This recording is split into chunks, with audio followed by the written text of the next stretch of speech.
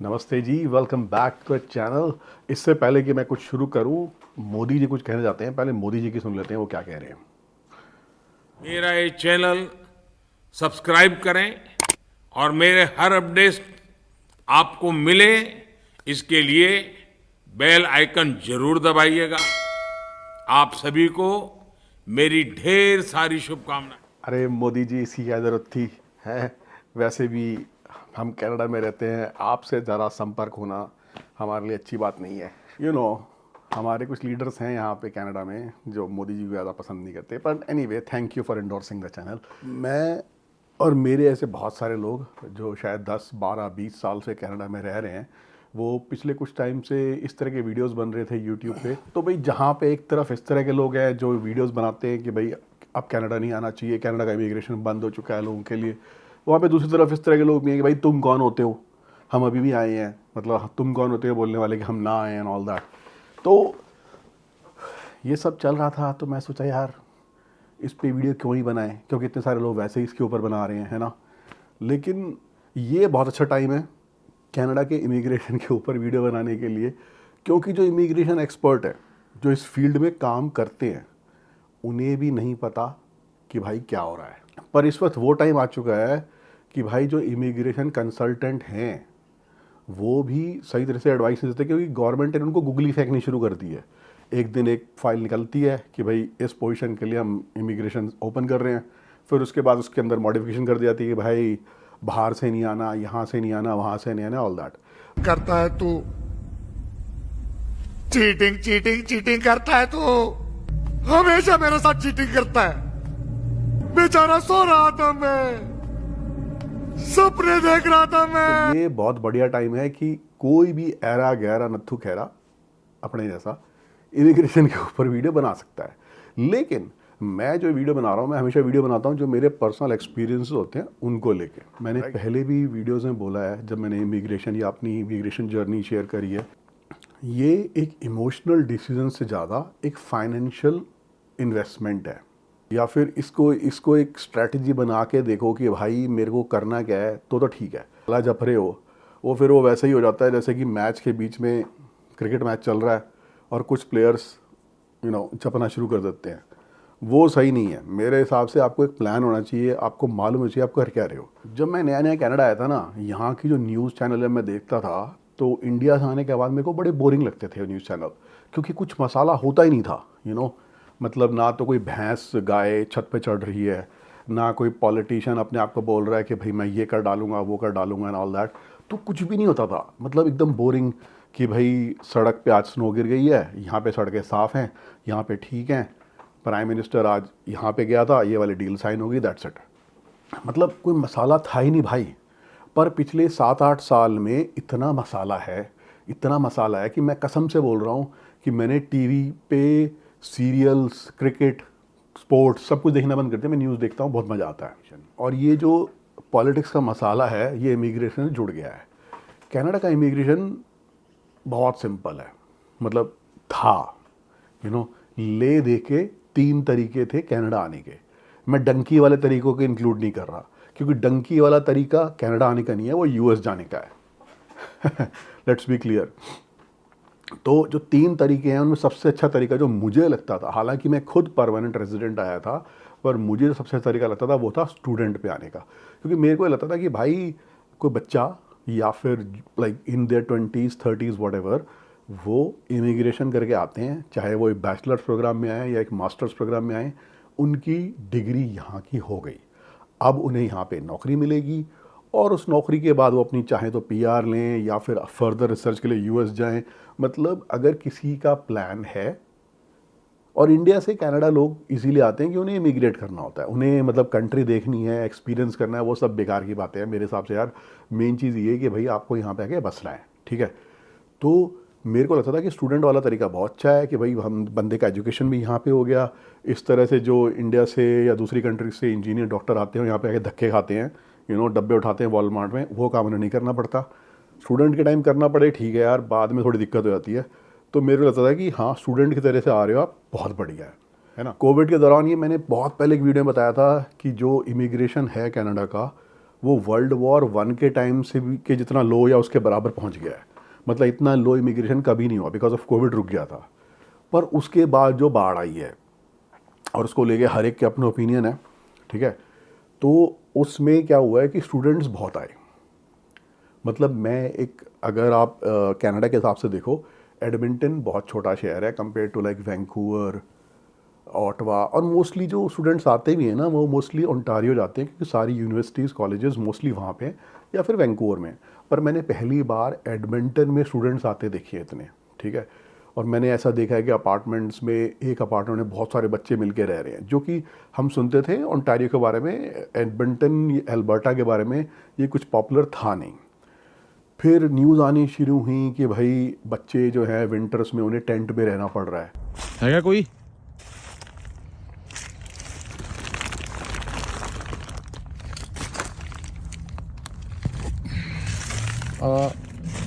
ਇਸ ਗੰਦ ਦੇ ਵਿੱਚ ਸੌਂਦੇ ਨੇ ਸਾਡੇ 7 ਪੰਜਾਬੀ ਤੇ ਇੱਕ ਕੁੜੀ। ਆਹ ਅਸਲੀਅਤ ਆ, ਇੱਥੇ ਟੈਂਟ ਲਾ ਕੇ ਆ ਇਹਨਾਂ ਦਾ ਸਮਾਨ ਪਿਆ।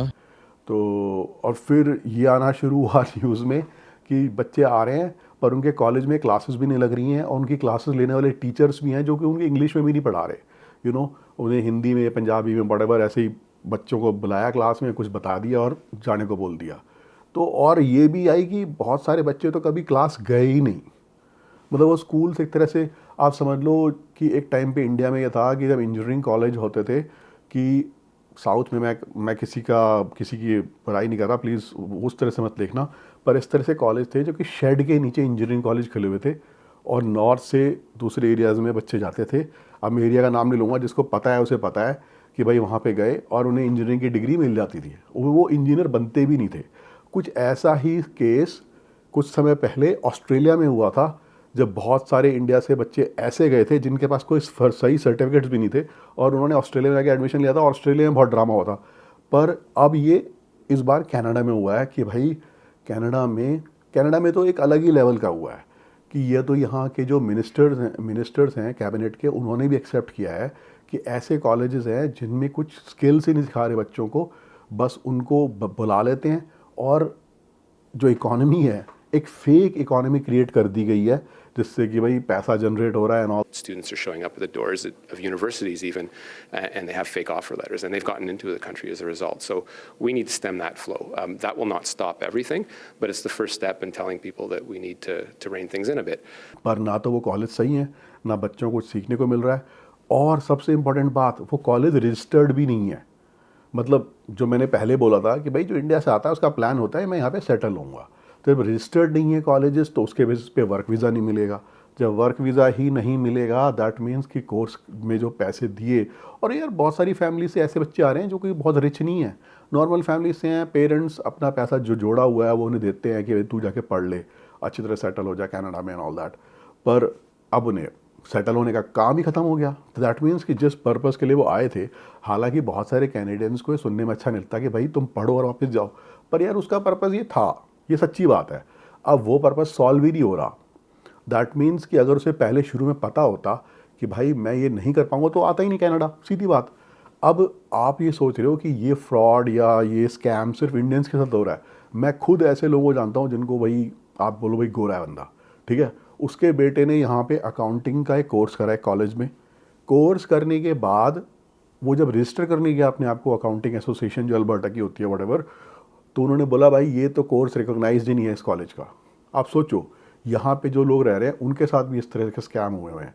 तो मैं ये बोलूँगा पेरेंट्स को कि भाई अगर आप अपने बच्चों को पढ़ने के लिए भेज रहे हो कनाडा में, तो प्लीज़ एटलीस्ट इतना होमवर्क कर लो अपना, ये पता कर लो कि जो कॉलेज में आप भेज रहे हो वो एक रिकॉग्नाइज्ड कॉलेज है कि नहीं है कनाडा में, उसकी डिग्री, उसका सर्टिफिकेट, वहाँ की जो एसोसिएशन है उसमें रजिस्टर हो भी सकता है कि नहीं हो सकता। तो एक तो चीज़ ये हो गई। और यार फिर बच्चे फिर गलत काम में पड़े हैं, पैसे, और उनको पैसे की दिक्कत है, और बहुत सारी सैड स्टोरीज़ हैं पीछे कि भाई बच्चे ने सुसाइड कर लिया, इतना उन पर स्ट्रेस हो गया, जब उन्हें मालूम पड़ी होंगी चीज़ें सारी, तो उस चीज़ों को अवॉइड करना चाहिए। तो एक तो तरीका वो था जिसको कि आज बोल सकते हो आप कि बंद तो नहीं हुआ है, पर प्लीज़ डू योर होमवर्क कि भाई अगर आ रहे हो। और फिर से अब दोबारा एक कैनेडियन मिनिस्टर ने ये भी बोला है कि भाई इंडिया के स्टूडेंट्स बहुत आगे हैं एंड ऑल दैट। यार वो सब इमोशनल चीज़ें हैं। मैं अगेन ये बोलूँगा, आप इसको स्ट्रैटेजिकली सोच के चलो कि भाई अगर इस तरह के इंस्टीट्यूट्स हैं तो हमें कहाँ भेजना है बच्चे को पढ़ने के लिए। अच्छी यूनिवर्सिटीज़ में आओ, अच्छी जगह पढ़ो जो कि रिकगनाइज्ड हो। सपोज़ आप कनाडा में अगर नहीं भी रह पाए, यूएस में, यूके, व्हाटएवर जिस भी कंट्री में आपको जाना हो, एटलीस्ट वो डिग्री या सर्टिफिकेट वहाँ पे तो रिकगनाइज्ड हो कि भाई आप वहाँ जाके काम कर सको, अगर आपका सपना इंडिया से बाहर कहीं जाके सेटल होने का है तो। दूसरी जो एक फील्ड है जी वो है वर्क वीज़ा। मुझे आज भी याद है जब मैं नया नया आया था, मैं पीआर पे था और मैं अपने रेज्यूमेज बनवा के कभी वॉलमार्ट जा रहा हूँ, कभी किसी क्लोथिंग स्टोर में जा रहा हूँ, लेवाइस वगैरह, और अपने रेज्यूमेज दे रहा हूँ कि भाई मेरे को सेल्स बॉय का इस तरह की नौकरी मिल जाए। ये शुरू के 2-3 महीने की बात बता रहा हूँ मैं आपको। उस दौरान मुझे यहाँ पे एक बस स्टॉप पे एक बंदा मिला जो कि गुड़गांव से था, और उसने को मालूम पड़ा कि मैं भी गुड़गांव से, तो एक थोड़ी दोस्ती सी रहती है। तो मैंने उनसे पूछा कि भाई आप कैसे आए हो, तो मैं तो उस समय सोचा था ये सारे पीआर पे ही आते होंगे यार। तो उन्होंने बोला कि नहीं, मैं वर्क वीज़ा पे आया हूँ और मैं इंडिया में एक मारुति के शोरूम में या व्हाटएवर मैं एक वो था, टेक्नीशियन था, और मुझे वो टेक्नीशियन का जॉब ही यहाँ पे मिल गया, जो मैकेनिक व्हाटएवर जो भी आप कह लो। तो वो जॉब ऑफ़र के साथ मैं आया हूँ और मेरी यहाँ पे $28 है समथिंग सैलरी है। भाई साहब उस समय जो मिनिमम वेज थी ना वो $9 हुआ करती थी। मैं 2012-13 की बात बता रहा हूँ आपको, मतलब, और बाद में धीरे बढ़ के 15 हुई है अभी। पर उस समय सोचो आप कि मैं सोच रहा हूँ कि मुझे $10 $12 की जॉब मिल जाए और कोई बंदा $28 की जॉब लेके आया हुआ है। और जब शुरू में आपको इतनी अच्छी सैलरी मिलती है तो थोड़ी लाइफ ईजी हो जाती है। तो मुझे लगा यार ये भी बहुत अच्छी चीज़ है। अब वर्क वीज़ा के साथ अब दोबारा से जो खेला हो चुका है अब वो ये है कि अगेन इतने वर्क वीज़ा बांटे गए हैं, मैं बांटा ही गया ही बोलूँगा, बिकॉज अब बहुत सारे लोग ऐसे भी हैं जो कि ये सोचते हैं कि भाई गवर्नमेंट ने उनको यहाँ पे बुलाया है, ये बहुत अच्छी बात है। वो तो ठीक है, पर अब जिस तरह से उनसे कन्नी काटी जा रही है ना कि भाई तेरे को टीम में तो ले लिया, तेरे को खिलाएंगे नहीं हम, तो यार बच्चा कोई आदमी है, सपोज देखो आप कि कोई बंदा अपने पूरी फैमिली को बोल के बैठा है कि मेरे को इस पिक्चर में ऋतिक रोशन के साथ एक सीन करने को मिला है, कोई स्ट्रगलिंग एक्टर है, हैं? या फिर कोई बंदा बोल रहा है कि भाई मैं क्रिकेट टीम में सेलेक्ट हो गया इंडिया की। अब उसकी पूरी परिवार मूवी थिएटर में बैठ गई, क्रिकेट के स्टेडियम में बैठ गई देखने के लिए, अपना बंदा आएगा और उस डायरेक्टर या वो बोले एंड में कि भाई तेरा सीन कट कर दिया मैंने, और वो है ही नहीं पूरी पिक्चर में। या फिर वो स्टेडियम में वो पहुंच गए हैं और वो खेल ही नहीं रहा उनका बंदा, वो तो भाई पानी की बोतल पकड़ाने आ रहा है, कैसा लगेगा? ऐसा ही कुछ सीन हो गया है जो वर्क वीज़ा के लोग आए हैं। मतलब सॉरी अगर कोई देखे और मैं सोचे मैं हंस रहा हूँ इस चीज़ पे, पर मैं हंस नहीं रहा हूँ। ये एक बहुत ही सैड सिचुएशन है, क्योंकि मेरे को पता है बहुत सारे लोग, फैमिलीज़ वापस जा रही हैं, उन अपने प्लान्स चेंज कर रहे हैं वो। और यार पता है कि ये अंडरस्टैंडेबल है कि भाई अगर कोई बंदा अपनी 40s में है, 30s में, और वो आ रहा है अपना वहाँ पे नौकरी छोड़ के आ रहा है या कुछ भी करके आ रहा है, तो वही सोच के आ रहा है कि भाई, और गवर्नमेंट को भी ये समझ में आता है, और मेरे को ऐसा लगता था कि ये बहुत अच्छी चीज़ है कि भाई किसी की फैमिली है, बच्चे हैं, दैट मीन्स गवर्नमेंट को एक सीखा सिखाया बंदा मिल रहा है, उसकी वाइफ मिल रही है, उसके बच्चे मिल रहे हैं। तो ये एक बहुत अच्छा है ऐसी कंट्री के लिए जो डिक्लाइनिंग पॉपुलेशन है जहाँ की, कि भाई ये फ्यूचर के हमारे टैक्स पेयर्स बनेंगे। I use to think that way. पर अब हो क्या रहा है कि लोग आ गए हैं, और ऐसी बात नहीं है, बहुत अच्छे पढ़े लिखे लोग हैं, ठीक है, और उनके वर्क वीज़ा एक्सटेंड भी नहीं हो रहे, उनको पीआर भी नहीं मिल रही। और थर्ड चीज़ आती है जी स्किल्ड कैटेगरी। स्किल्ड कैटेगरी मैंने डॉक्टर्स को लेके एक वीडियो बनाया था कि भाई पीआर पे डॉक्टर्स आते हैं वगैरह वगैरह, तो उनकी क्या सिचुएशन है, और कोई यूएस से भी कंपेयर किया था। तो मैं तो यही बोलूँगा भाई कि अगर कोई बहुत ज़्यादा स्किल्ड है, डॉक्टर है, लॉयर है, इंजीनियर है, तो आप ट्राई करो कि आप यूएस चले जाओ। वहाँ का मार्केट बहुत बड़ा है, वहाँ पे आप बड़े इजीली एब्जॉर्ब हो सकते हो। यहाँ पे जो सिस्टम है, एक रेड टेप है जो कि आपको डिले करती रहती है, ठीक है। और यार जो पैसे आपको आज, आप सपोज़ एक अच्छे जॉब में अगर $100-200,000 कमा रहे हो, और वो आप 10 साल बाद जाके कमाओ, तो उसका वो मज़ा भी नहीं रहता। फिर आप मतलब एक बस ठीक है भाई कि हाँ जी हो गया, वो वाली बात रहती है। तो इस सब चीज़ों को प्लान में लेकर आना चाहिए। पीआर पे आना एक बहुत अच्छी चीज़ है, पर इस वक्त पीआर भी काइंड ऑफ वही गवर्नमेंट ने इतना बैकलैश हो गया पूरे कनाडा में इस चीज़ को लेके कि भाई इतने इमिग्रेंट्स आ गए, इतने इमिग्रेंट्स आ गए। और मैं सच बताऊँ कि उसमें जो इंडियन इमिग्रेंट्स हैं ना, उनका कोई असल में उनसे दिक्कत होनी नहीं चाहिए। बिकॉज यार इंडियन इमिग्रेंट्स जो आते हैं वो अपना चुपचाप अपना काम करते हैं, अपने घर जाते हैं। हाँ, ये जो पॉलिटिकल ड्रामा जो चल रहा है इंडिया और कनाडा गवर्नमेंट के बीच में, वो अपनी जगह है, पर यार एक नॉर्मल आदमी का उस चीज़ से कोई लेना देना होता नहीं है। उसे बस ये होता है कि यार मैं अपने सैलरी उठा लाऊं, अपने घर में बच्चों को ये दे दूं, वो दे दूं, और अपने किस तरह से अपना एक घर ले लूं नया, अपना बिना किसी लोन के, बिना किसी डेट के आराम से रह लूं। ये एक नॉर्मल बंदे की लाइफ है। तो जी अंत में सवाल ये आता है कि जैसे बहुत सारे लोग बोल रहे हैं कि भाई कनाडा मत आओ, बहुत सारे लोग बोल रहे हैं भाई क्यों ना आएँ। तो मेरा अगेन कहना वही है कि यार इमोशनल मत बनो। अगर आपका प्लान इंडिया से बाहर जाके कहीं सेटल होने का है तो पूरा उस चीज़ को स्टडी करो कि जिस चीज़ के लिए आप इतने पैसे खर्च कर रहे हो, समय लगा रहे हो, वो होएगा कि नहीं होएगा। ठीक है, अब ऐसी बहुत अच्छी अच्छी कंट्रीज़ हैं दुनिया में, सिर्फ कनाडा नहीं है, और कनाडा भी उन अच्छी कंट्रीज़ में से है। बिकॉज मैं ये पूरे रूल आउट नहीं कर रहा हूँ कनाडा को। कनाडा एक बहुत पीसफुल कंट्री है, यहाँ पे जो बेनिफिट्स देती है गवर्नमेंट बहुत अच्छे हैं। पर आप प्लीज़ ये देखो कि आप जिस रूट से जा रहे हो उस रूट से लीगली आप सेटल हो सकते हो कि नहीं हो सकते हो। अगर और ये जो इमिग्रेशन है ना कनाडा का, वो बहुत ही सिक्लिकल है। कभी बहुत सारे लोग अंदर आ गए, कभी एकदम बंद कर दिया। मेरे हिसाब से ये चीज़ है ना बहुत ही, और कनाडा का जो इमिग्रेशन सिस्टम है बहुत अच्छा है, जो पॉइंट बेस्ड सिस्टम है। तो उसमें आप जितनी आपकी रिक्वायरमेंट है उतनी अगर लोग लेके आओ तो उनको काम भी मिलेगा। जो लोग ऑलरेडी रह रहे हैं वो भी फ्रस्ट्रेट नहीं होंगे कि यार इतने सारे लोग बुला लेके हमें जॉब नहीं मिल रही। जो बच्चे हैं उनके लिए स्कूल्स भी होंगे, हॉस्पिटल्स में इमरजेंसीज में लाइनअप भी बहुत लंबे नहीं होंगे। तो एक तरीके से अगर ये काम किया जाए तो बहुत अच्छी तरह चल सकता है। ना तो जो लोग रह रहे हैं उन पे कोई ये उंगली उठाएगा कि भाई तुम नए इमिग्रेंट्स को लाइक नहीं करते या तुम रेसिस्ट हो या फलाना ठिकाना, और जो नए लोग आ रहे हैं वो भी आराम से पूरे सिस्टम में आराम से एसिमिलेट हो सकते हैं। पर इस वक्त जो सिस्टम है उसको देख के मैं सिर्फ ये बोलूँगा कि ये जो चीज़ें हैं कि अभी अच्छा नहीं है, अभी अच्छा हो जाएगा, ये यार चलता रहता है। पर आप अपना जो भी आपका राउट है उसे स्टडी करो, क्योंकि बहुत पीछे बहुत सैड इंसिडेंट्स भी हुए हैं कि एक फैमिली ने कनाडा में उनका शायद वर्क वीज़ा ख़त्म हो गया हुआ तो उन्होंने इलीगली विंटर्स के टाइम यूएस क्रॉस करने की कोशिश करी और बहुत सैड एंड हुआ उस स्टोरी का।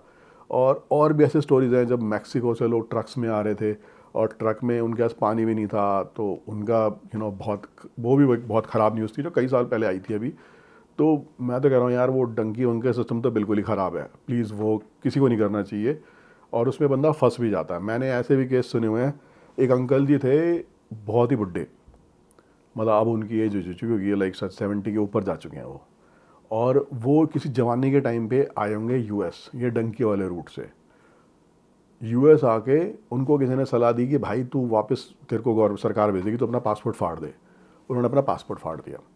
अब फिर वो इलीगली किसी के पास काम कर रहे थे कनाडा में बहुत साल से, यूएस से यहाँ पे आ गए, उनके बेटी की शादी हो गई, सब कुछ हो गया इंडिया में वापस, पंजाब से थे कहीं से वो, और वो कहीं पे भी नहीं जा पाए।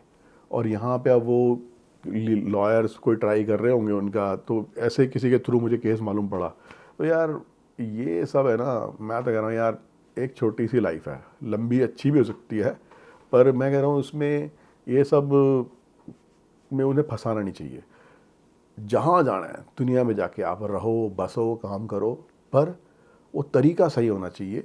ठीक है, फ़िलहाल जो सिचुएशन इस वक्त है, जो सिस्टम के अंदर फाइल्स हैं, गवर्नमेंट उन्हें एक्सेप्ट कर रही है, ले भी रही है, तो कई बार उसमें चेंजेस कर रही है। तो हाँ, इस वक्त ये डाइसी सिचुएशन है, और जो हो सकता है बहुत जल्दी चेंज भी हो जाए। जो सिचुएशन सही भी होगी उसे भी समय लगेगा, साल वगैरह जो भी है। पर हाँ, जिसका भी लीगली पीआर के थ्रू, पॉइंट बेस्ड सिस्टम के थ्रू इमिग्रेशन हो रहा है, वो शायद उसे लेना चाहिए, क्योंकि उसके बाद जो उसके पास फैसिलिटीज़ होंगी स्टडी के लिए, चाहे गवर्नमेंट सपोर्ट बच्चों के लिए वगैरह वगैरह, एजुकेशन के लिए, क्योंकि अगर कोई इंटरनेशनली स्टूडेंट बन के आता है तो उसकी फ़ीस 3 गुना होती है एक नॉर्मल बंदे से। और ये भी लाइक पहले नहीं था, ये 1970s में ओंटारियो पहले ये शुरू किया था, और फिर सारे पूरे कनाडा के अलग अलग सब यूनिवर्सिटीज़ ने, कॉलेजेस ने फॉलो करना शुरू कर दी। सोना देने वाली मुर्गी हाथ लग गई है कि भाई इंटरनेशनल स्टूडेंट से आप 3 गुना ले सकते हो। तो ये सारी चीज़ें हैं यार, इसीलिए आप देखो कि आपके पास फंड्स है कि नहीं है, पैसा है कि नहीं, कि आप इतनी महंगी फ़ीसें दे सकते हो, उसके बाद वर्क वीज़ा करना और उस दौरान अपना रहना खाना वो सब आप अफोर्ड कर सकते हो नहीं कर सकते हो, तो आप स्टडी पे आओ।